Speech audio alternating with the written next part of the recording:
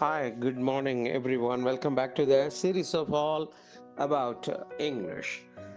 Brimming with a cautious optimism அப்படின்னா ரொம்ப ஜாகிரதை உணர்வோட நல்லதை எதிர்பார்த்து அந்த பதட்டத்தில் இருக்கிறது. நல்லது நடக்குங்கிற நம்பிக்கை இருக்கு. அதே சமயத்தில் நடக்கணுமே நடக்கணுமே அப்படிங்கிற அந்த துள்ளலும் பதட்டமும் இருக்கிறது. அதுதான் பிரிம்மிங். பிரிம்மிங்னா தழும்புதல். பிரிம்மிங் வித் காஷியஸ் ஆப்டிமிசம், ரொம்ப ஜாகிரதை உணர்வோட.